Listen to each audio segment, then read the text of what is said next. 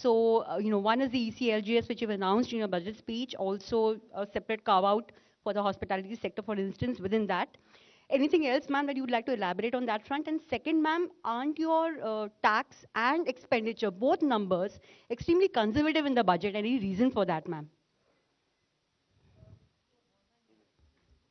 First thing about hospitality and contact intensive. I've said hospitality and related sectors.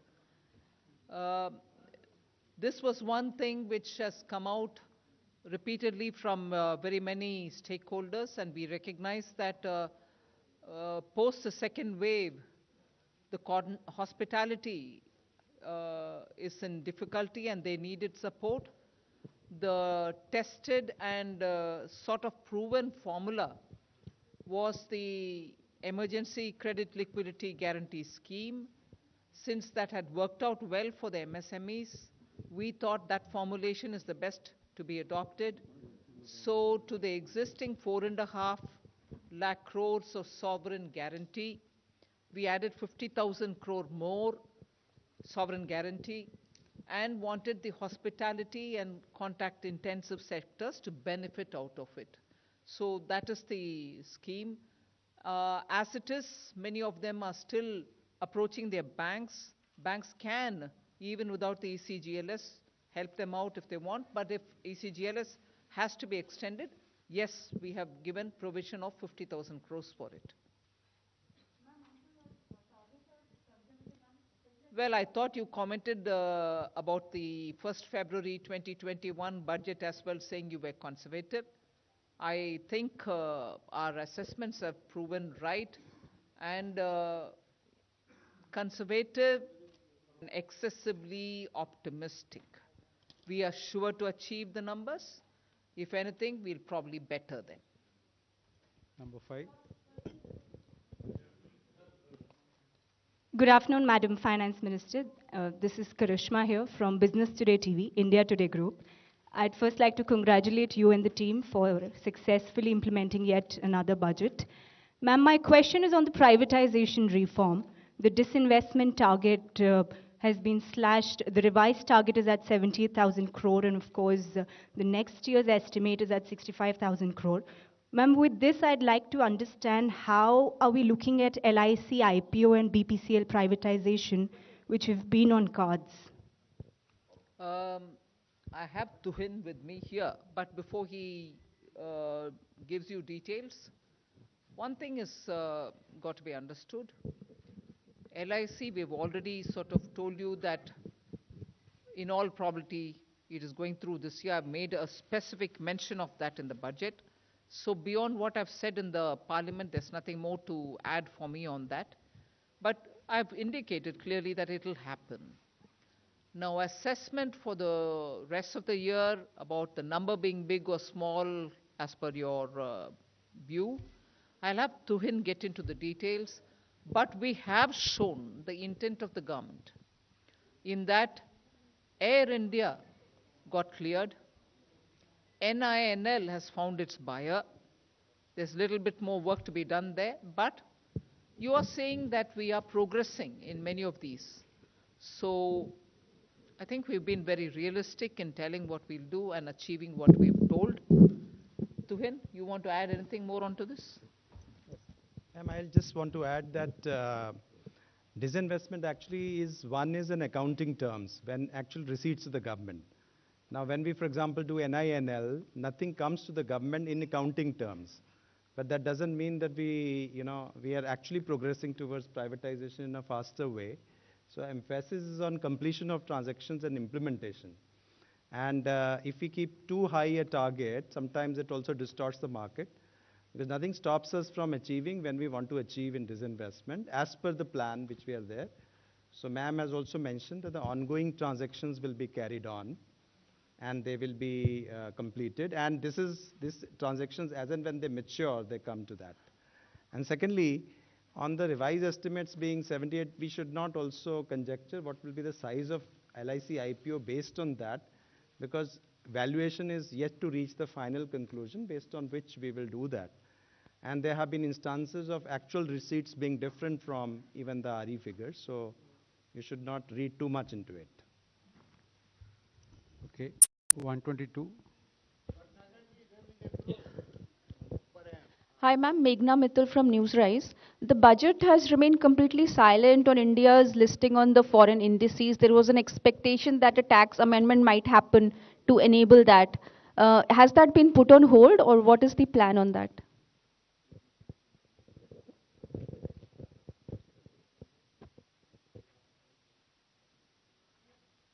Just repeat your question. I think your voice was a bit muffled. Ma'am, I'm Meghna Mittal from Newsrise. My question is that the budget has remained silent on India's listing on the foreign indices. The expectation was of a tax amendment to enable that. So has that plan been put on hold, or what is the update on that? You're referring to the bond indices, Yes, right? yes. The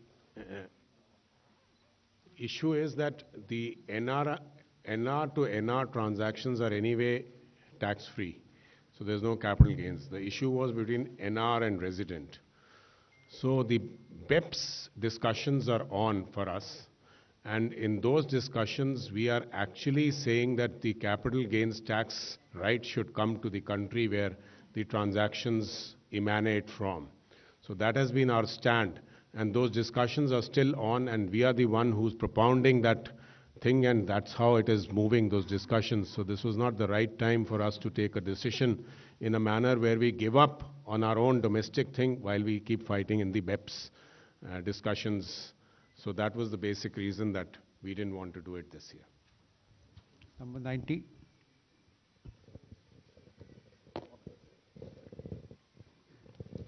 Ma'am, firstly, congratulations. Just two quick clarifications. One is on cryptocurrency, because you did touch about the RBI now giving digital rupee, and it will start from next year. And you've reflected that in the finance bill. You've also taxed cryptocurrency, but there's no regulation. So how are you going to work on that? I'm a little bit keen to understand that. And the other issue, of course, is that in your speech, which was very well put, there was one key issue which affects all of us, including you, inflation. How are you going to deal with that? First thing, Sunil, I said the Reserve Bank will be issuing a digital currency. Currency becomes a currency is a currency only when it is issued by the central bank, even if it's a crypto. But anything which is outside of that, loosely all of us refer it to be cryptocurrency. They are not currencies. So let's first understand we are not taxing currency that is yet to be issued. And that provision is now made, and the currency in the name of digital rupee will be issued. Exact name you'll get a bit later, but Reserve Bank is the one which is going to issue it. And what Reserve Bank issues is the digital currency. Everything that prevails outside of it in the name of digital whatever are assets being created by individuals. And in transacting that asset, if there are profits being made, we are taxing that profit at 30%. We are also tracking every trail of money in that by saying every transaction will be 1% TDS, if I can use that expression. There will be a transaction, TDS imposed on every transaction in the crypto world, any transaction that is happening outside. So the distinctions are very clear. Currency is only with the Reserve Bank. That will get issued sometime this year. The transaction happening in the crypto world are of different kinds of assets, and for that, every transaction gets taxed. So that's not regulated. We have circulated a paper. Inputs are coming in. Public stakeholders are also talking about it. So regulation goes through that process. I don't wait till regulation comes into place for taxing people who are earning profits, can I? Well, every budget doesn't speak explicitly about inflation and its impact, but of course, if you're talking of numbers, money, credit, liquidity, and also supply and demand of essential goods and others, you keep in mind inflation. Okay. 11. Ma'am, मैं आमिर हूँ news nation से। बहुत सारी चर्चा इस बात को लेकर चल रही है कि जिस तरह से इनकम टैक्स को लेकर के उम्मीद की जा रही थी काफी समय से, तो इस बार इनकम टैक्स को टैक्स बढ़ाने का टैक्स तो टैक्स को कम नहीं किया गया, नहीं। कॉर्पोरेट को के टैक्स को कम किया गया। बढ़ाने का उम्मीद है तो मैं बढ़ा नहीं दिया, मैंने लेकिन increase ऐसा नहीं मैम किया। क्या ऐसा क्या हुआ कि टैक्स में कोई भी रिबेट नहीं मिली? आम जनता जो पब्लिक खासतौर पे सैलरीड क्लास है उसको बहुत उम्मीदें थी इस बार बजट से। मैंने टैक्स इंक्रीज नहीं किया, वो बात मैं दोहराना चाहती हूं। लास्ट ईयर भी, इस साल भी, एक भी पैसा टैक्स के द्वारा मैंने एडिशनली कमाने के लिए कोई कोशिश नहीं की। पिछले बार प्रधानमंत्री जी का आदेश था कि डेफिसिट कितने भी क्यों ना हो, पैंडेमिक के समय जनता के ऊपर टैक्स का बोझ डालना नहीं, वो ही इंस्ट्रक्शन इस बार भी। इसीलिए हमने टैक्स के द्वारा कोई पैसा कमा करके पैंडेमिक के समय जो डिमांड्स एंड चैलेंजेस है हमारे ऊपर, उसको कोई उससे राहत ढूंढने का अटेम्प्ट भी नहीं किया। टैक्स इंक्रीज नहीं हुआ। 1 to 4.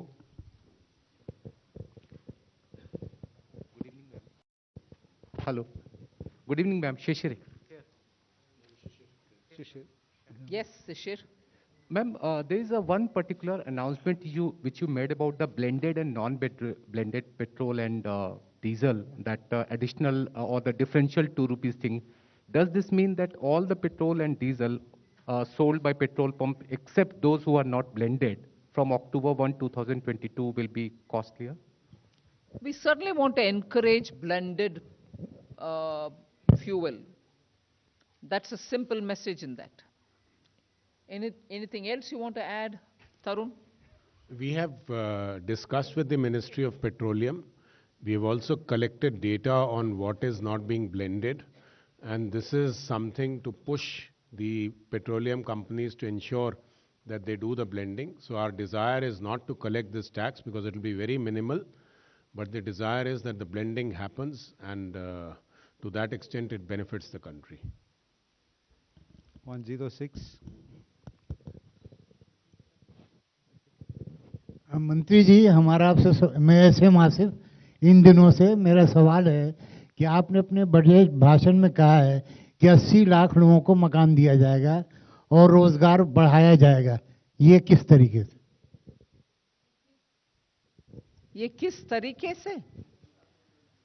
आप इंफ्रास्ट्रक्चर में जब इस साल 5.5 लाख करोड़ का खर्च हम उठा रहे हैं, वो 34% या उससे थोड़ा कम पिछले साल से कंपेयर करते हुए, और इस साल आने वाले साल के लिए जो बजट आज पेश किए उसमें 5.5 लाख करोड़ 7.5 लाख करोड़ तक पब्लिक इन्वेस्टमेंट, मतलब कैपिटल एक्सपेंडिचर हम बढ़ावा दे रहे हैं उतना अमाउंट तक।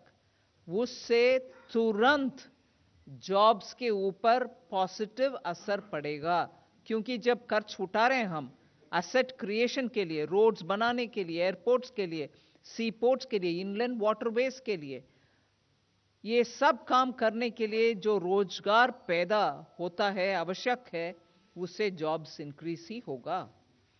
उसके अलावा हमने प्रोडक्शन लिंक्ड इंसेंटिव्स 14 सेक्टर्स में दे रहे हैं।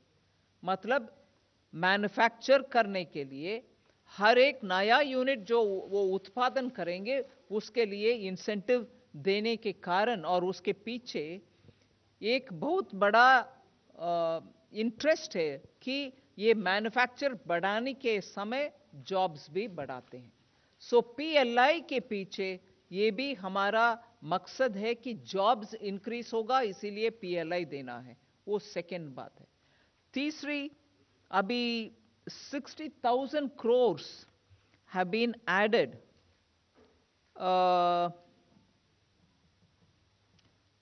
ये जो अभी सॉवरेन गारंटी के साथ हमने दे रहे हैं हॉस्पिटैलिटी सेक्टर का और ईसीजी एलएस जो दिए पिछले साल एमएसएमईज के लिए, उससे ऑलरेडी एक बाहर की इंडिपेंडेंट स्टडी, सरकार का नहीं, इंडिपेंडेंट स्टडी से ये डेटा आ रहे हैं कि एमएसएमई सेक्टर उस लोन को उपयोग करते हुए उनके पास काम करने वाले सबको उनके जॉब्स में बरकरार रखे, वो उन जॉब से हटाया नहीं गया।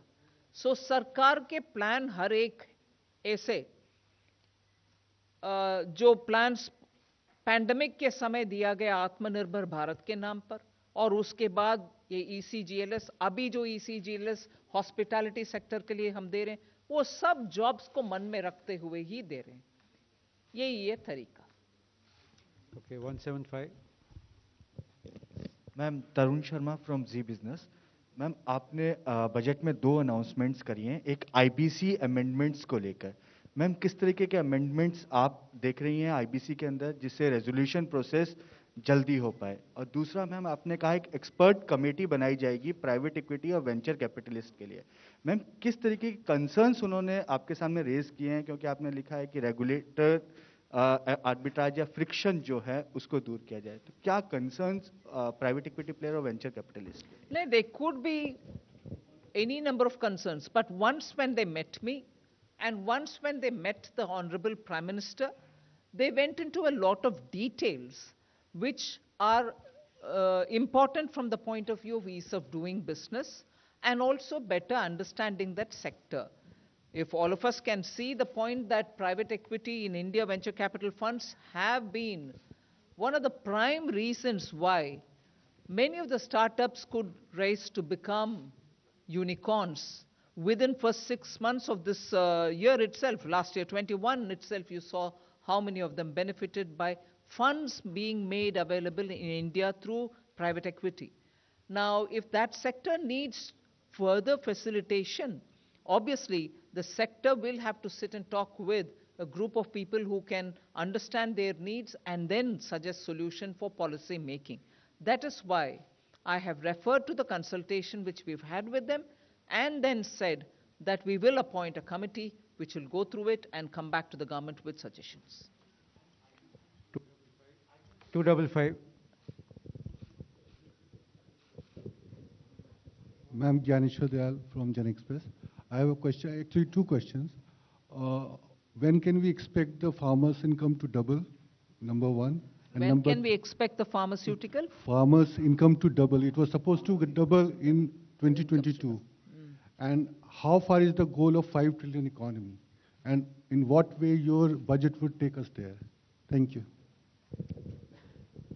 Who wants to? I mean, will Ananta Nageshwaran want to answer it?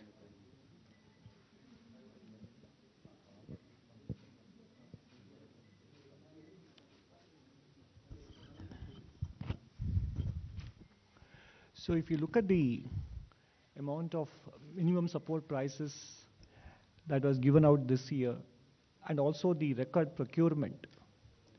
So we are well on our way to helping the farmers. Is your mic all right? Or do you want to, the voice is not coming out.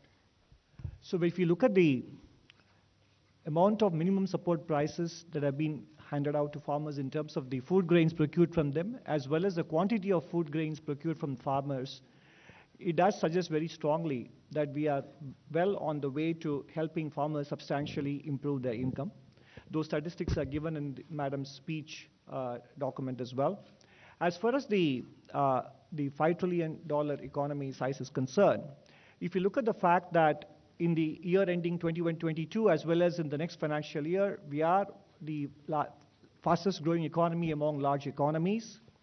And our GDP in dollar terms has already crossed $3 trillion. So depending on how the exchange rate moves, and there is enough hope to believe that the Indian rupee will in fact remain stable to strong, given what is going on in the developed world. And if we continue to retain the path of 8% real GDP growth, it will translate into even 8% dollar GDP growth. So therefore, if we extrapolate it, in the financial year 25-26 or by 26-27, with some luck even by 25-26 itself, we should be at a $5 trillion size in terms of nominal GDP. Thank you. मैं उसमें जोड़ना चाहती हूँ. Sorry, I didn't get your name. Dnyaneshwar जी, एक आध विषय मैं जोड़ना चाहती हूँ उसमें. I'll just list out the things, you'll understand where I'm coming from. MSP, Urea, micronutrients, मैं एक सिर्फ यूरिया सब्सिडी का नंबर बोलती हूँ. बजट 21-22, मतलब 1 फरवरी 21 में जो बजट दिया गया, उसमें 58,768 was the allocation for urea subsidy. This time it is 63,222 आने वाले साल के लिए. ठीक है? और actually 58,768 जो BE में बोला गया यूरिया सब्सिडी, वो RE में 75,930. इसका मतलब है कि इंटरनेशनल यूरिया प्राइसेस जितने भी इंक्रीज नहीं हुए, it's all right, it got increased, मगर वो बोझ किसान के ऊपर पड़ने नहीं दिया. प्रधानमंत्री जी ने उसको तुरंत इंटरवीन करके, that burden we took, we didn't put it on the farmer.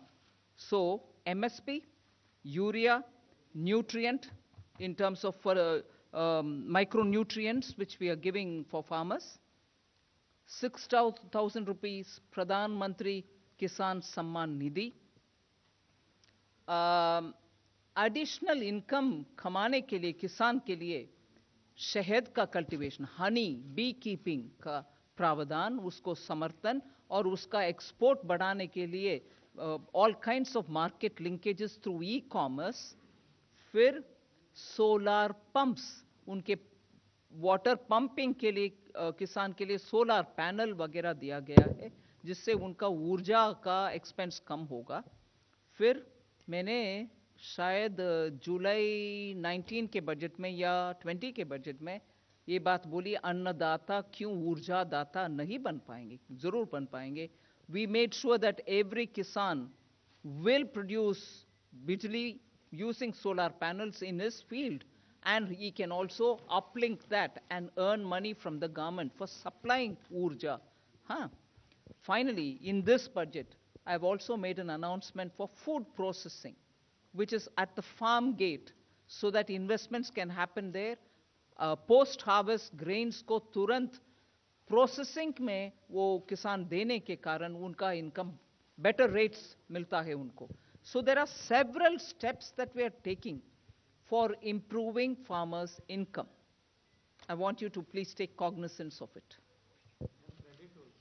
हाँ, इसके अलावा एग्रीकल्चर क्रेडिट वो भी इम्पोर्टेंट है. इस साल टारगेट 16.5 लाख करोड़ का था, जो अभी तक 75% हो गया है.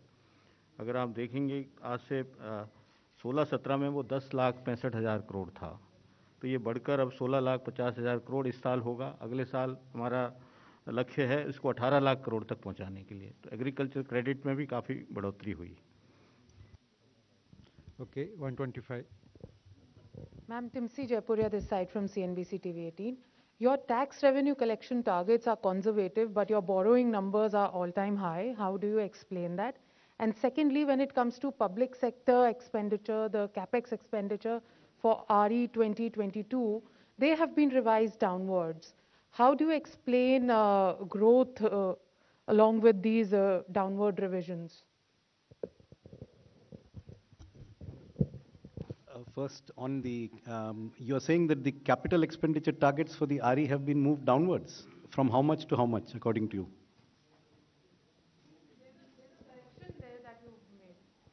Okay. No, not in the capital expenditure budget estimate was 5,54,000 crores.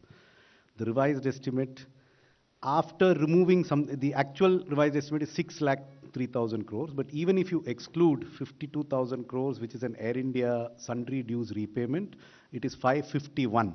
So the RE is 551 against a budget estimate of 554. That is statistically insignificant. So basically the capital expenditure targets are expected to be achieved.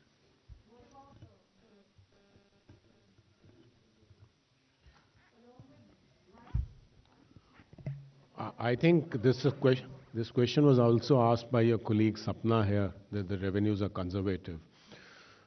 So if we look at revenues and compare it with the GDP figures, I would also like you to concentrate on the fact that the excise duty is not linked to that. Excise duty is a specific duty, so that doesn't go up as the prices would go up. One, and secondly, if you recall, we have reduced the excise duty on diesel and petrol by 10 rupees and 5 rupees per litre. So if we take away the excise duty numbers both from the RE of the current year and the B of the next year, then the growth in the revenues is more than 14%, which I think is not conservative, but is a very pragmatic number, and we would make all attempts to achieve that. Number 70, number 70, number 70. No, the borrowing number is nothing but the fiscal deficit minus the expected small savings collections and the other sources. So they tally. I mean, it is 16 lakh 61 is the total fiscal deficit. 11 lakh 80 or something is the net borrowing requirement. The difference is small savings and certain other sundry receipts. I don't see any, there is no artificial, that's a very realistic number. It's based on our best estimate of what will be collected in small savings, and net of that is the borrowing requirement. Ujjwal Narayan from Newsrise. Ma'am, in last year budget, you have announced about privatization of two state-run banks. But this year, there is nothing that sort has been confirmed in the budget. Just wanted to know what is the situation. Does government is going with the stated policy which it stated in last year budget, and that for the privatization of two state-run banks, and what is the holistic policy on the privatization of bank and insurance company as a whole? You've answered the question yourself. What is the holistic policy? Holistic policy is a continuation of last year's budget. I've said that. This budget in every aspect is a continuation of last budget, inclusive of the privatization matter that you're talking about. That's what I'm telling you. We are continuing that agenda. All right?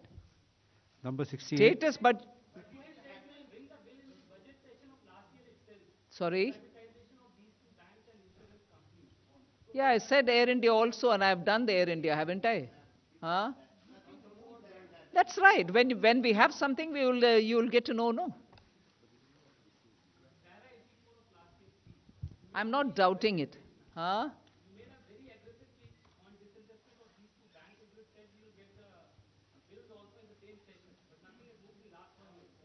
That's right.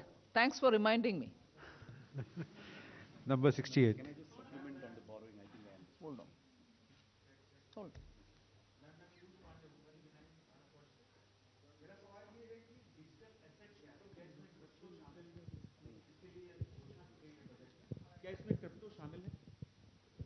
क्या चीज? Digital asset क्या है? क्या इसमें crypto, जिसको currency भी कहा जाता है, क्रिप्टो करेंसी, तो जिसके लिए घोषणा की गई है आज बजट में? घोषणा की गई है कि सेंट्रल बैंक एक डिजिटल करेंसी इशू करेगी, बस। उसके अलावा हम चर्चा में क्रिप्टो क्या है, क्रिप्टो एसेट क्या है, अभी नहीं होगा। वो जीरो ड्राफ्ट जो है, जिसके ऊपर स्टेक होल्डर्स कंसल्टेशन चल रही है, आप भी उसमें शामिल हो जाइए। नहीं मैम, मैं ये जानना चाहता हूं कि डिजिटल एसेट क्या है बेसिकली। ठीक है, वही है वो प्रश्न, और डिजिटल एसेट्स का डिस्क्रिप्शन, ये सब उस स्टेक होल्डर कंसल्टेशन के बाद है, उस समय बात करेंगे उसके ऊपर। ठीक है, 1 to 1.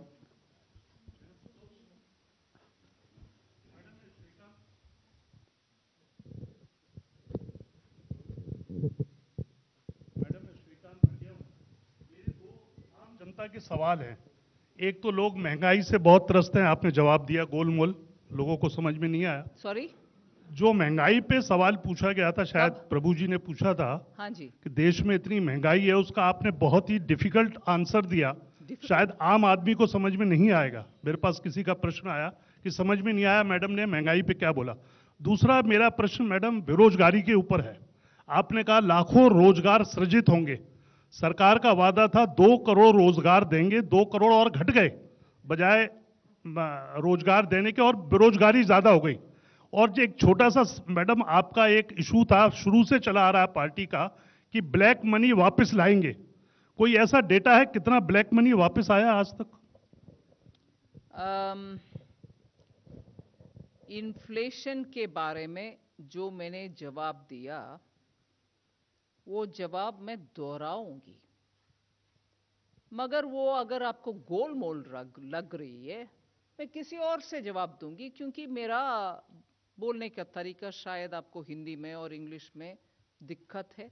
I'll ask somebody else to answer it. There is no गोलमोल सर। बजट जब प्लान करते हैं और एसेंशियल सर्विसेज का एक कमिटी जो है मंत्रीगण का, ये बार बार हम बैठते हैं, बात करते हैं। हाँ, जब इंक्रीज होता है प्राइस एसेंशियल कमोडिटीज का, मैं मानती हूं आम आदमी के ऊपर उसका दिक्कत जरूर पड़ेगा, उसको मैं नकार नहीं रही हूं। मगर oil seeds, oil, edible oil का प्रॉब्लम जब हुआ, तुरंत हमने ड्यूटी कम करते हुए पाम ऑयल का इंपोर्ट बढ़ाने के लिए एक बार नहीं 2 बार कोशिश की, और पाम ऑयल का इंपोर्ट, क्रूड पाम ऑयल का इंपोर्ट और रिफाइंड भी ज्यादा आ रही है, जिसका असर आजकल एडिबल ऑयल में जरूर पड़ रही है और मार्केट में खबर भी है। इन्फ्लेशन दूसरा एक और विषय, एडिबल पेरिशेबल कमोडिटीज के ऊपर जब होता है, उसको भी इंपोर्ट के द्वारा तुरंत हेल्प करने के लिए हम स्टेप्स उठाते हैं। फिर ऑयल सीड्स भारत देश में भी कल्टीवेट हो, उसका उत्पादन ज्यादा होने के कारण हम आत्मनिर्भर हो एडिबल ऑयल में, उसका भी इस बजट में एक अनाउंसमेंट हुआ है। ऐसे करके बहुत सारे कदम हम उठा रहे हैं। एक और विषय, सिंपल टेक्निकल बात मैं जिक्र करना चाहती हूं। हाँ, जरूर जनता के ऊपर प्राइसेस के वजह से जब ट्रबल होता है, उसमें एक्शन लेने का जिम्मेदारी सरकार के ऊपर है और हम बार बार उसके ऊपर कदम उठाते आ रहे हैं। मगर टेक्निकली 6% से ज्यादा कभी ब्रीच ही नहीं, छोटा इधर उधर एक महीना हुआ होगा 6% ब्रीच करने का इन्फ्लेशन का विषय में। मैं याद दिलाना चाहती हूं, इस सरकार 2014 से लेकर आज तक we have not allowed it to go to double digits। जो याद होगा आपको, उससे पहले 2014 से पहले it was always in the range of 10, 11, 12, 13, even food products। इसलिए इन्फ्लेशन के ऊपर इस सरकार की ध्यान कभी भी ज्यादा है और एक्शंस भी तुरंत हम लेते हैं। अगर ये भी आपको गोलमोल लगता है, मैं किसी और से भी जवाब देने के लिए बोलूंगी। ठीक है, बोलिए, चूज करिए किसी के। एम्प्लॉयमेंट के बारे में मैं जरूर बोलूंगी। बहुत सारे, मैं भाई साहब, पैंडेमिक के वजह से पूरे दुनिया में बहुत उथल पुथल हुआ, जॉब्स में नुकसान हुआ बहुत देशों में, हमारे यहां भी। मगर हमने आत्मनिर्भर भारत के दौरान बहुत सारे ऐसे अनाउंसमेंट किया जिसमें बहुत लोगों के जॉब्स इंटैक्ट रही। हाँ, जिनको नुकसान हुआ उनको अभी हम धीरे धीरे बहुत स्कीम्स के द्वारा हेल्प करके आ रहे हैं।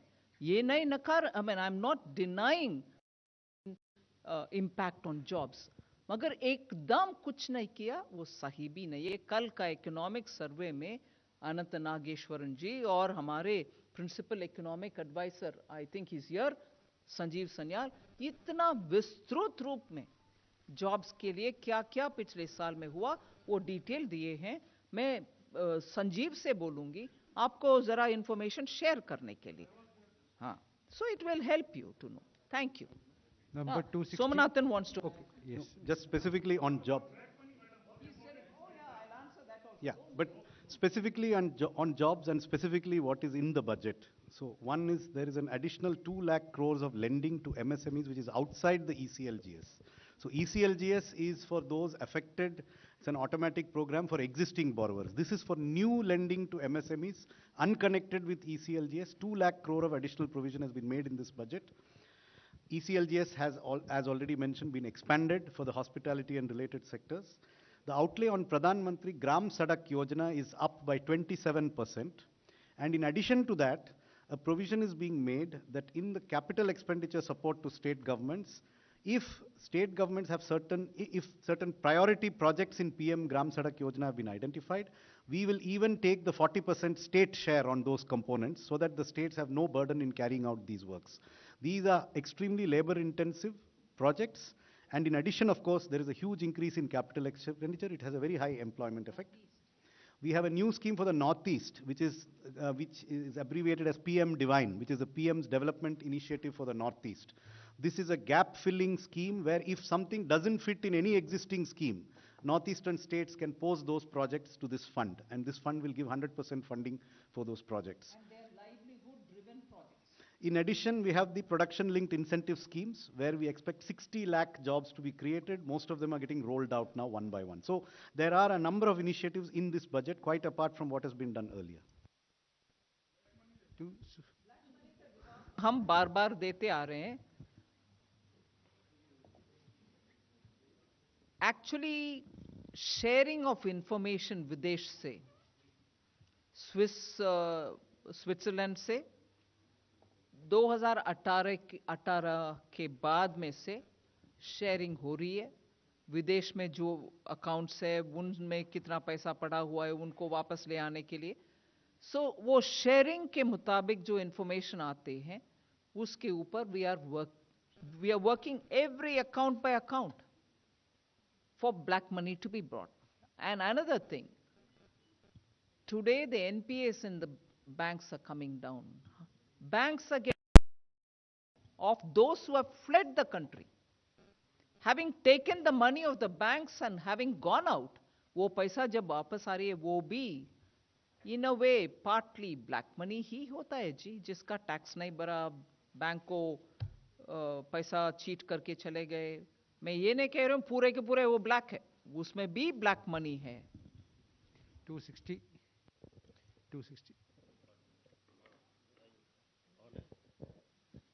मैम आनंद हूँ इंडिया टीवी से. हाँ मैम, आपके लिए भी उधर से बहुत वैसे सवाल आ रहे थे. अपोजिशन ने ये कहा है कि जो आपका जो आज बजट है वो डायरेक्शनलेस है और इसमें सिर्फ भविष्य की बात की गई है, तात्कालिक राहत के लिए कुछ नहीं है. और राहुल गांधी ने तो इसे कह दिया जीरो सम बजट का है. उन्होंने कहा है कि इसमें सैलरीड क्लास के लिए, मिडिल क्लास, गरीब, युवा, किसान, एमएसएमई के लिए कुछ भी नहीं है. तो सवाल ये है कि क्या विपक्ष को और खासतौर से राहुल गांधी को आपका ये बजट समझ में नहीं आया या फिर उन्होंने राजनीति के चलते ऐसा कह रहे हैं वो लोग?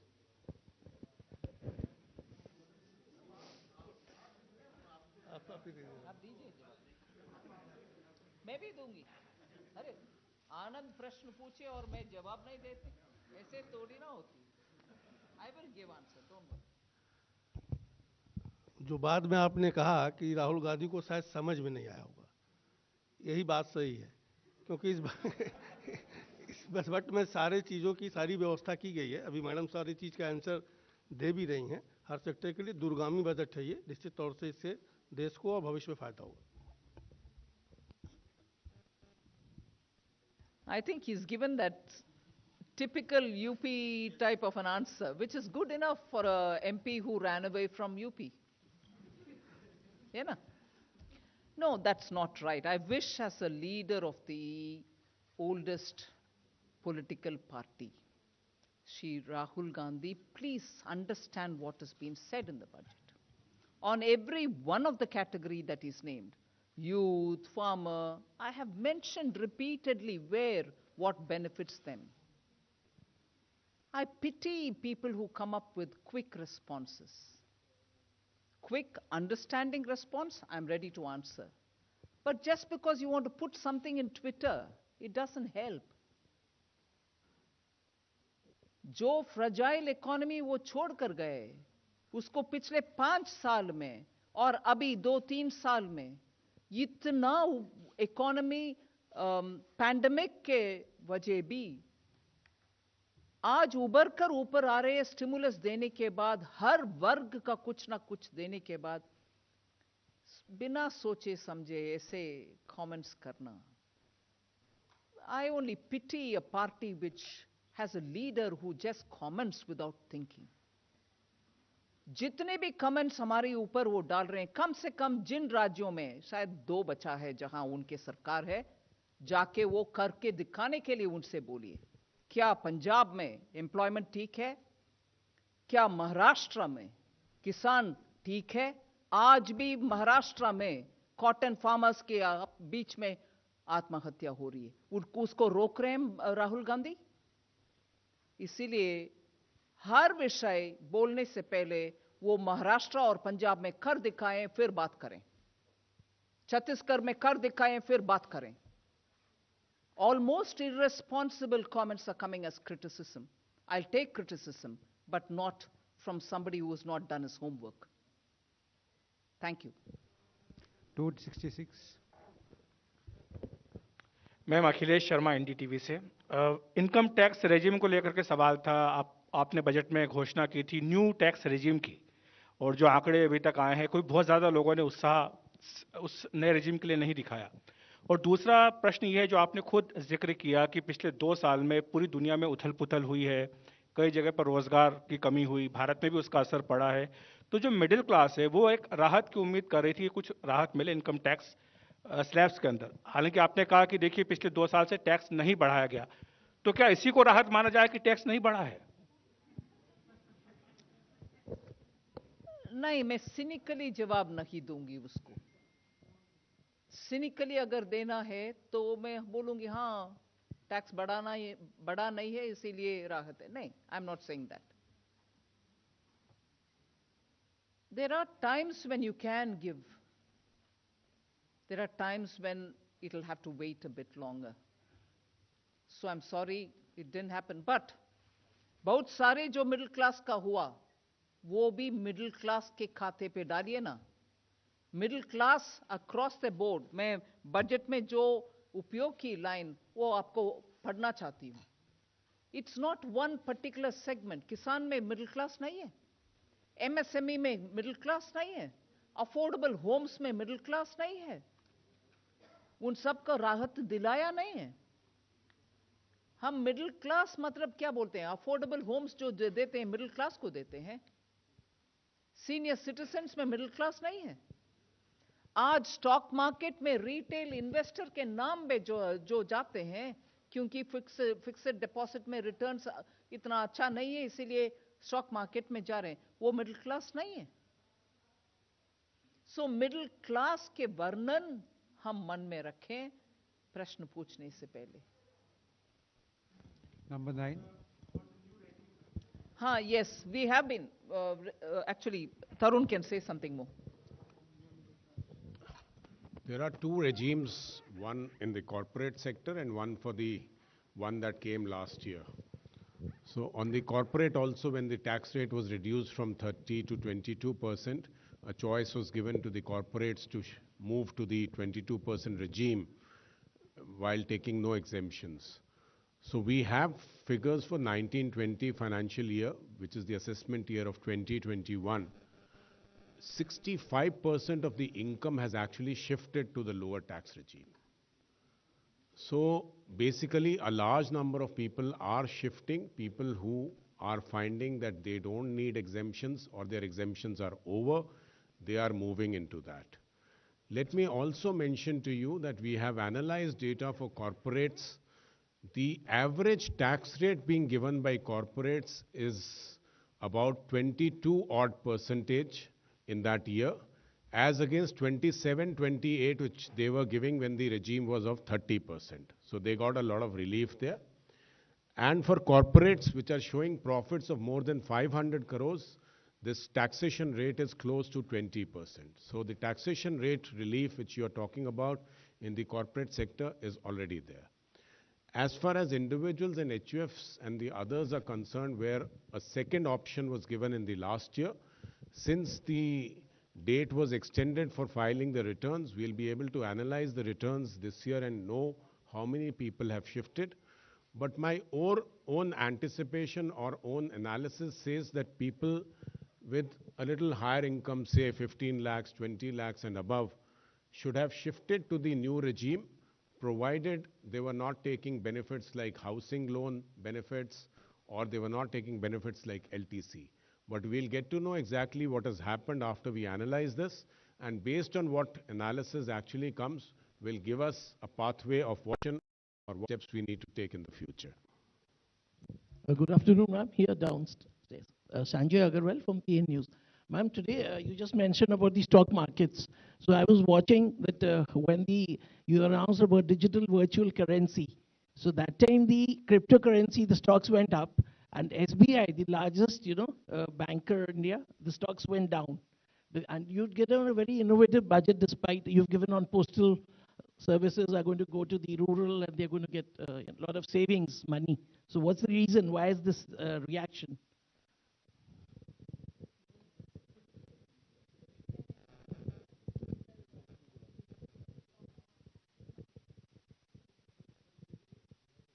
Well down, or it went up at the end of the day.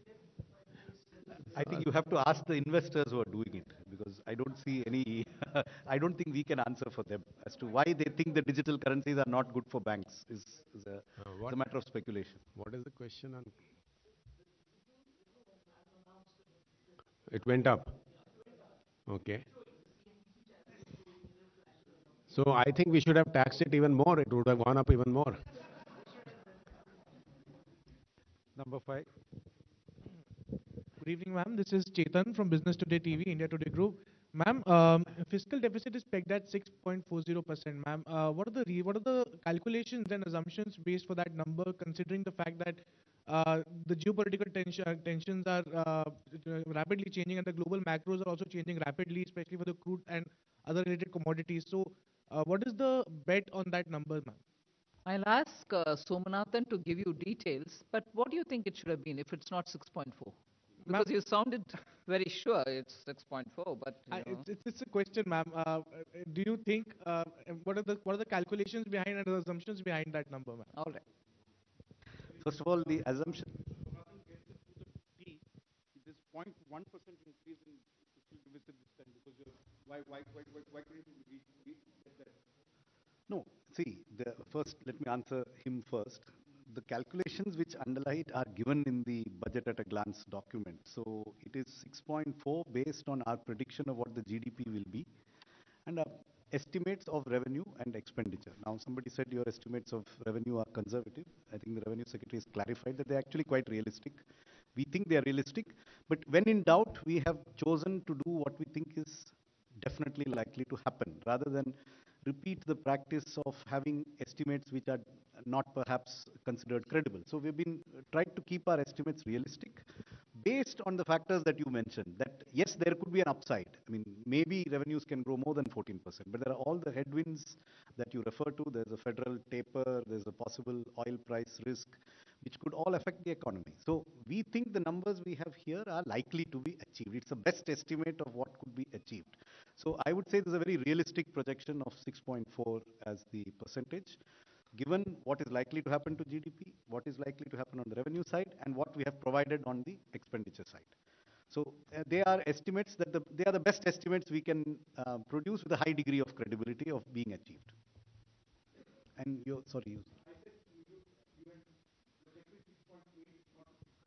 yeah, we are being transparent. It is likely to be 6.9. So we have not massaged it to 6.8. 107. Ma'am, मैं नितिन हूँ लोकमत से। हाँ, आपने अभी बोला कि महाराष्ट्र में किसान अभी भी आत्महत्या कर रहे हैं, तो क्या केंद्र सरकार ऐसा क्या काम कर रही है जिससे वो आत्महत्या रुक सके? दूसरा, आपने 80 लाख गरीबों के लिए मकान इस बजट में प्रावधान किया है, जबकि प्रधानमंत्री ने 2022 तक हर घर के हर सर पे पक्की छत का वादा किया था, तो ये कब तक पूरा होने वाला है?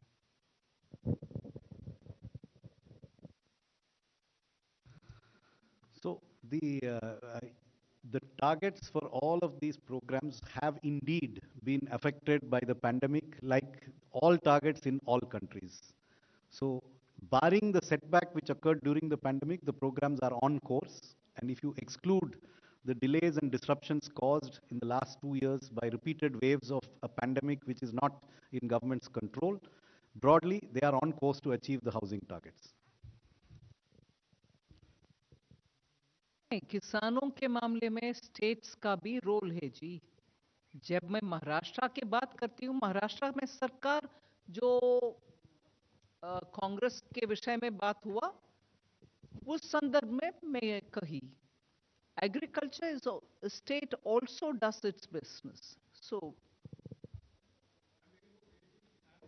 वो मालूम है जी, वो मालूम है, मगर जब हमारे ऊपर ही निशाना साधा करते हैं, जब हम लिस्ट करती हूँ कि किसान के लिए हमने क्या क्या क्या कदम उठाए, राज्य का रिस्पॉन्सिबिलिटी उस विषय में, उस संदर्भ में मैं पूछना चाहती थी।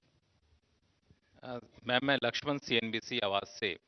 जो किसान की बात चली तो एक छोटा सवाल ये है कि जो अन्य योजना जो शुरू की गई थी उसकी म्याद 31 मार्च को खत्म हो रही है।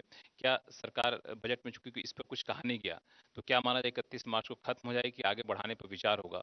और प्रोडक्शन लिंक्ड इंसेंटिव स्कीम सिर्फ सोलर पावर के लिए, सोलर पैनल के लिए हम लोगों ने इंक्रीज किया उसका आवंटन, क्योंकि काफी एम्प्लॉयमेंट देता, आपने कहा भी, तो क्या आने वाले दिनों में और किसी सेक्टर पर विचार होने की संभावना माने?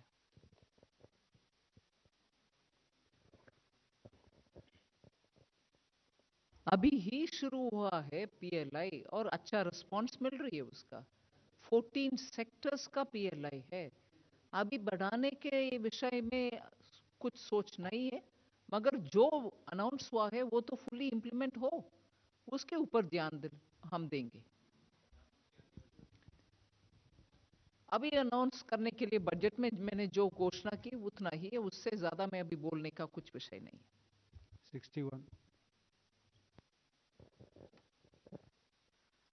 Ma'am, good evening. This is Santosh Thakur. Ma'am, how much you expect from 5G spectrum auctioning?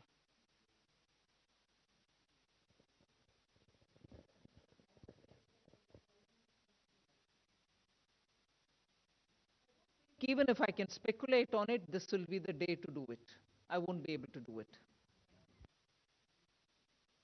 Number 42.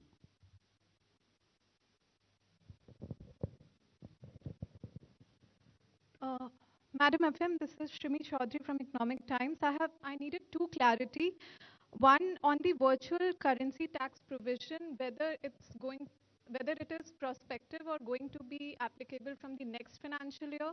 And second clarity I needed on the part of, the capping of the surcharge on the long-term capital gains payable on the capital asset at 15%. If you could elaborate a bit on that.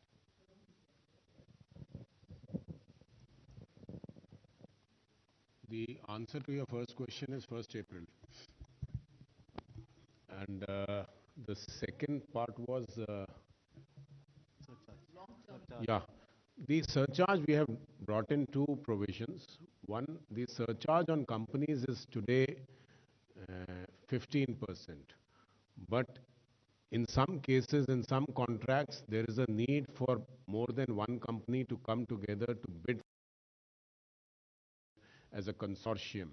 So when they form a consortium, it is called association of persons. So the surcharge on them, depending on their income, goes up to 37%. So now that will also be capped at 15% as much as a company surcharge maximum is there. The second part today, the second part of your the surcharge is that the surcharge on listed shares on which STT is paid is today limited to 15%. On other capital gains also, we are now bringing it at par with this 15%, so it will be 15% for them. So this will be a big relief for the startup community.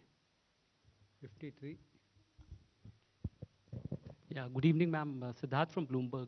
I just wanted to ask you a steep hike in capital expenditure and borrowing of 15 lakh crores. So are we safely assuming that private investment will not happen in the next financial year also? Safely assuming?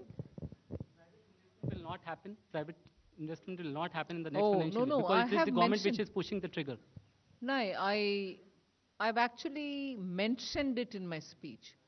that private investment will have to pick up and it will come. I used some words, I didn't use exactly what I'm saying now, but I did recognize that private investment, for them to come forward, it is very clear that the public investment will have to be increased, and we've increased with an expectation that they will also come forward. I'm being reminded by the CA that for private investment to be crowded in. Number 70. Ma'am, I'm Mukesh. I work for Newsrise. Just wanted to know about the size of the green bond, the currency it will be issued in, and who will be the users and how they'll use it.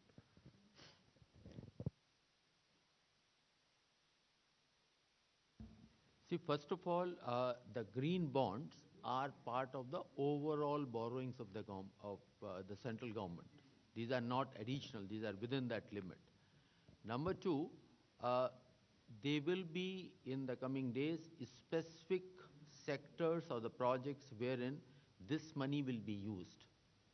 Third, the expectation is that there are a set of investors who would like to put in money for projects which are green, which leads to less carbon consumption. So for that class of investor, this is the future. So we have to build that market. In that attempt, the first step will be taken in the year 22-23.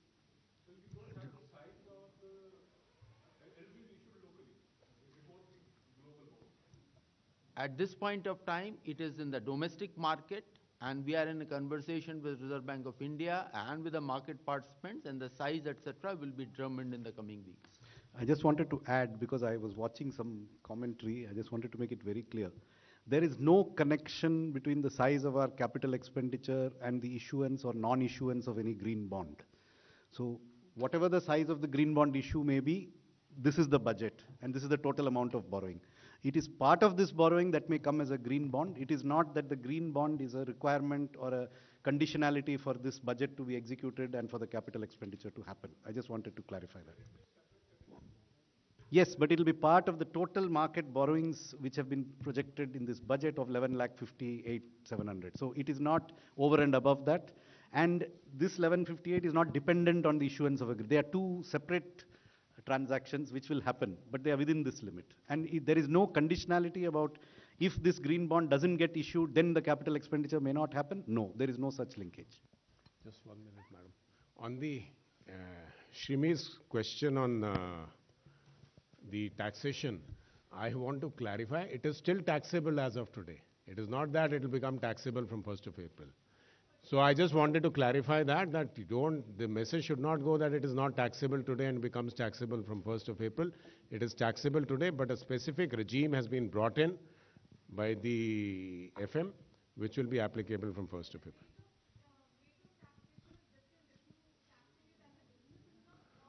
So that is another question, so that we can answer when you come to my office. I'll explain to you in detail. Number 26.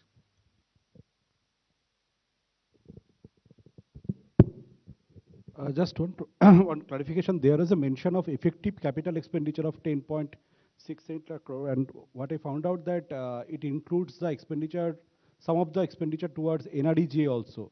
So just want to understand the reason, and does that include the long-term loan given to states, like 1 lakh crore? Yes, it includes the 1 lakh capital expenditure loan given to states, because that is exclusively for capital expenditure. The assistance given to states is for capital expenditure alone in the form of a 50-year interest-free loan. And again, let me clarify, it was mentioned in the speech, but it perhaps has not been noticed in some quarters. It is in addition to the 4% of GDP normal borrowing ceiling which states will be allowed. So that 4% remains, 3.5 unconditional, 0.5 tied to power reforms. This 1 lakh crore is over and above that 4%. So it is additional capital expenditure money to the states. It is part of the 7.5 lakh crore which has been provided for capital expenditure. You had another point, I'm sorry.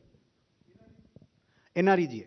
So NREGA is classified in the government accounting system as grant in aid for capital expenditure, because it is expected that some assets are created But it is because you seem to have some discomfort with that, and that is why we have footnoted it very transparently as to what amount of it is NREGA. So if you feel that NREGA is not a very productive expenditure, if that is your opinion, then we have allowed you to make your own calculations by giving those figures separately. So we have said provisions for also includes allocations under demand-related scheme, which would vary based on demand.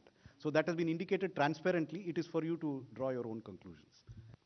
110.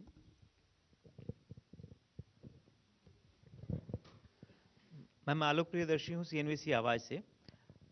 जो देश में manufacturing sector है सबसे ज़्यादा job देता है, उम्मीद की जा रही थी कि मैन्युफैक्चरिंग सेक्टर की तरफ से कि बहुत सारे रॉ मटेरियल जो खासतौर से इंपोर्ट होते हैं उनकी इंपोर्ट ड्यूटी में कट होगी। एक दो चीज़ों में जैसे जेम्स एंड ज्वेलरी के लिए भी कट हुआ है और कुछ स्टील के स्क्रैप का आपने 1 साल और ड्यूटी कट को बढ़ाया है। लेकिन इसके अलावा भी बहुत सारे ऐसे आइटम्स हैं जैसे कॉपर, एल्युमिनियम जैसी चीज़ें थी जो कि इंपोर्ट होती हैं और सस्ती पड़ती हैं, उन पर इंपोर्ट ड्यूटी रॉ मटेरियल के तौर पर नहीं हुआ। तो क्या इससे मैन्युफैक्चरिंग सेक्टर की जो उम्मीदें थी कि एक्सपोर्ट्स को लेकर जो ग्लोबल कम्पिटिटिवनेस है वो उनकी खत्म होती जा रही है, उसको लेकर सरकार ने इस बजट में क्या विचार किया था? मैं आइटम वाइज आपको जवाब नहीं दे रही हूँ, मगर broadly manufacturing has to be supported, and for that पिछले बजट से लेकर इस बजट तक जो आइटम हमारी इंटरमीडियरी प्रोडक्ट्स और रॉ मटेरियल्स है हमारे देश में उसका ज़रूरत है, उसके ऊपर हमने कुछ भी टैक्स बढ़ाया नहीं, इंपोर्ट को अलग करते हुए। एक तरफा हम आत्मनिर्भर भारत बोल रहे हैं क्योंकि भारत में जिन जिन प्रोडक्ट्स का उत्पादन हो रही है वो इंपोर्ट के नाते अलग करना सही नहीं है, मगर जिसका उत्पादन इधर नहीं है मगर वो रॉ मटेरियल है क्योंकि डाउनस्ट्रीम इंडस्ट्रीज का वो आवश्यक है, फिर उसका इंपोर्ट अलग कर रहे हैं। वो ब्रॉड प्रिंसिपल है, उसी ब्रॉड प्रिंसिपल को हम आइटम वाइज देखने के बाद ही बजट में प्रावधान कर रहे हैं।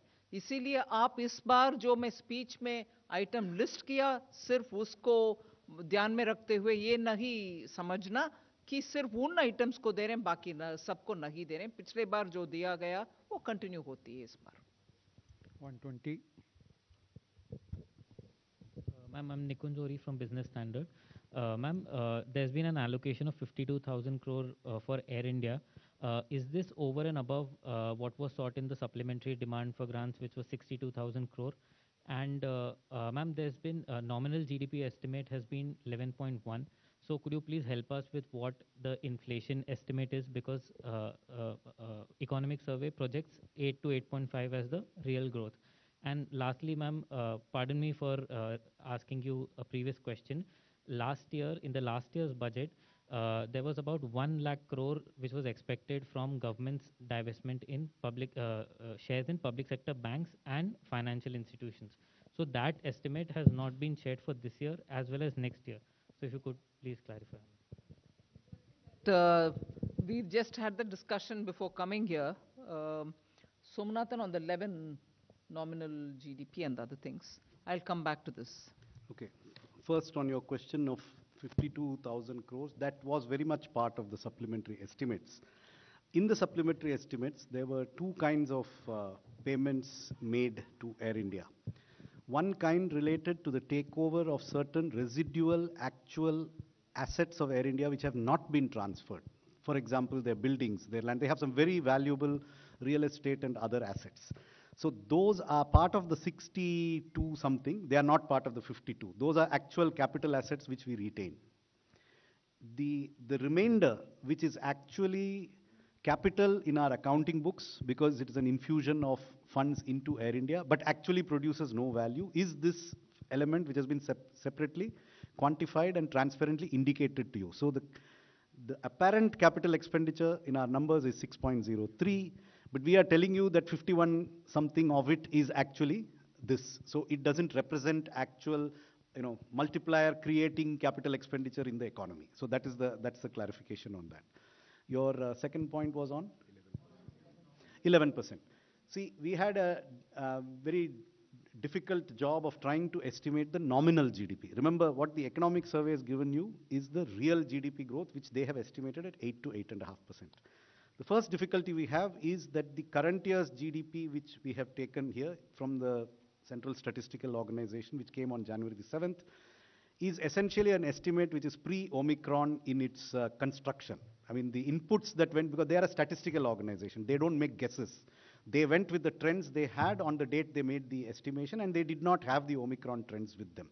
So it's possible that the base that we are working, we work on an incremental basis. We take this year's nominal, add a percentage for next year's nominal. So in adding to next year's nominal, first, there is a slight discount we have made for this year's base. And then we have assumed that real growth would be somewhere in the range that the economists have given us. Could be a little lower also because of this base effect. And then we are taking the deflator. Remember here, it is not the CPI which we use for the construction of our GDP number. And even in the current year, we have a 17.6% nominal growth with a real growth in the range of 9%. Since there's a very high deflator this year, there is a possibility that next year's deflator will have a base effect which will make it lower. So taking all these factors into account, we have come to a number which is effectively, which comes to 258 lakh crores as the nominal GDP estimate. Your third point? I think that has, we do not have, I don't think we have ever said that out of 175, 1 lakh is for banks. No, it was, no, that was it was an entry last time because a split was done. I think the split has been done away with because it really doesn't matter, you know, where you bring this money from. I mean, money is fungible, so it comes from this or that. Also, coming back to the question that came earlier from your neighbor on the, I think I have now understood better why she's saying what she said. So let me try to give you the answer. So if I'm understanding you correctly, but let me give you the last year's budget estimate for the fiscal deficit in absolute numbers was 15,06,000 crores. The projected budget estimate is now 16,61,000 crores. That is an increase of about 1.5 lakh crores in the amount of the fiscal deficit. If you look at the market borrowing estimates, they were 9,67,000 crores in last year's budget estimates. They have gone up by about 1.9 lakh crores in this year's budget estimates. So there is actually not much of an incongruity between the increase in the deficit and the increase in the market borrowing. What may be giving you this impression is that in this year's revised estimates, the market borrowings are lower than in the budget estimate because of an unexpected increase in small savings. So this year's small savings have been unexpectedly buoyant, perhaps because interest rates on deposits went down and these rates remained constant, but that could very easily reverse with the interest rate cycle reversing now. So we have remained, our small savings projections are based on last year's budget estimates, which were 391, they are now 425. So we have projected realistically what we expect as small savings in a normal growth without the unexpected increase that happened in the current year. So it's 1.9 growth in market borrowing against 1.5 lakh growth in the deficit. Very reasonable in my opinion. Number 10.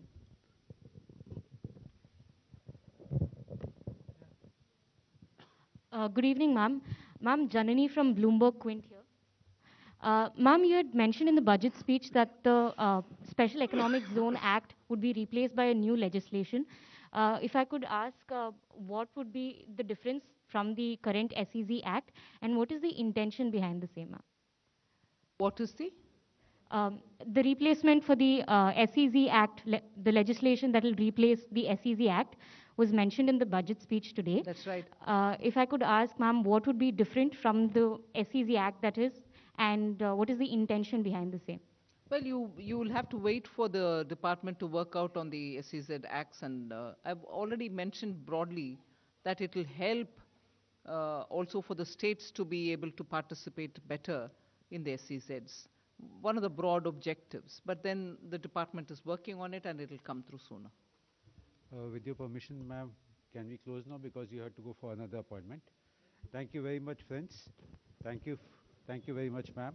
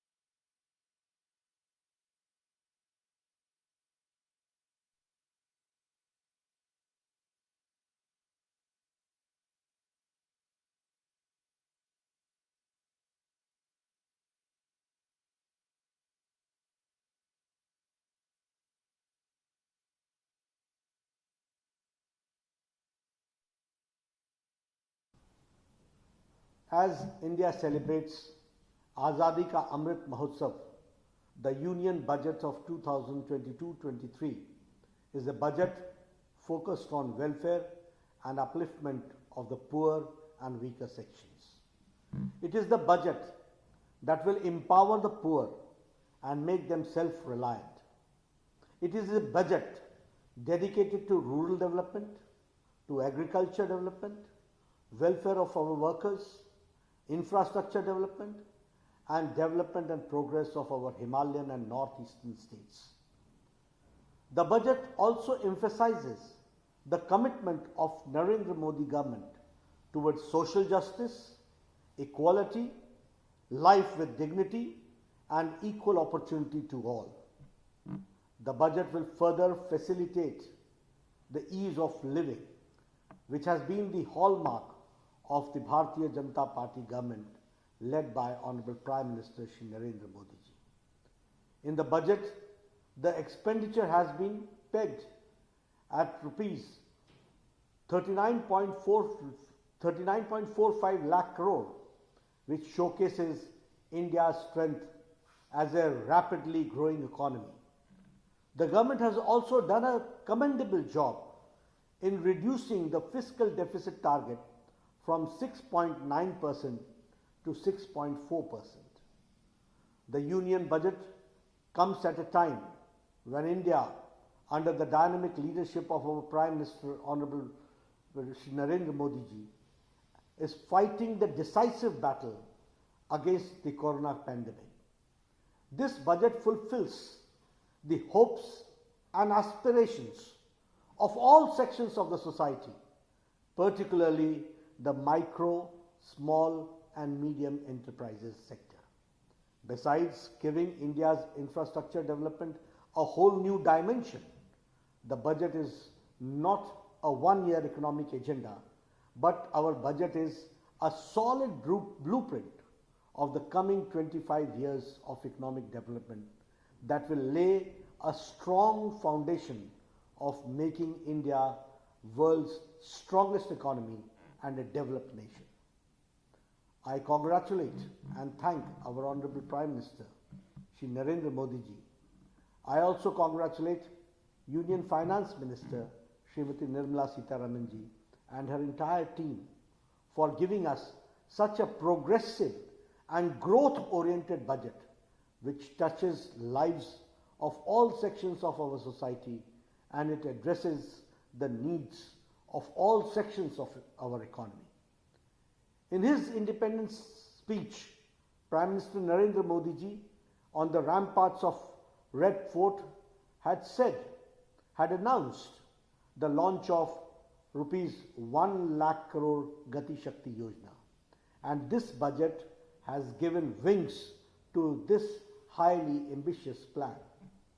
This year's Union budget also focuses on the Production Linked Incentive (PLI) scheme, which aims at meeting our goals of making Atmanirbhar Bharat. PLI scheme has got very encouraging response, which will lead to generation of 60 lakh new jobs and increased production worth rupees 30 lakh crore in the next 5 years. It will keep the foundation of New India. The budget has the provision for constructing new 25,000 kilometers national highways with an expenditure of rupees 20,000 crores. Our government has also made plans to interconnect 5 big rivers with the help of Jal Shakti Mantralaya. With rupees 44,605 crores will be spent project, which will be lifeline for 62 lakh people living in the Bundelkhand region. I thank our Honorable Prime Minister Shri Narendra Modi ji for this very important initiative. The Bharatiya Janata Party, the NDA government, at the center, under the leadership of Prime Minister Shri Narendra Modi ji, is committed to agricultural development, welfare of farmers, and doubling their income. The government has made a provision for record purchase of MSP in the budget Special steps have been taken to promote organic farming. Special focus will be given on the land of the farmers living in the banks of Ganges, for which a 5-kilometer wide corridor has been planned. The plan for digitalization of land records has also been emphasized. More steps have been taken by government to provide additional credit to the help of 130 lakh MSMEs in this budget. Financial assistance of about 6,000 crore will be given to the MSMEs in the next 5 years. In addition to an additional loan of rupees 2 lakh crore has been arranged. In this budget, the Pradhan Mantri Awas Yojana has been given an expansion. 80 lakh additional houses will be built for the poor. For this, a budget of rupees 48,000 crore has been allocated in the budget. Strengthening the federal structure of India, Shri Narendra Modi ji government has announced an allocation of rupees 1 lakh crore to the states in the 2022-23 budget, which will be interest-free for 50 years and will be separate from the normal loan given to the states. I welcome Honorable Prime Minister Shri Narendra Modi ji and Union Finance Minister Srimati Nirmala Sitharaman ji for this historic decision and for this historic step. A provision of rupees 1,500 crore has been made for the development of the Northeast region. This announcement of the communication has begun.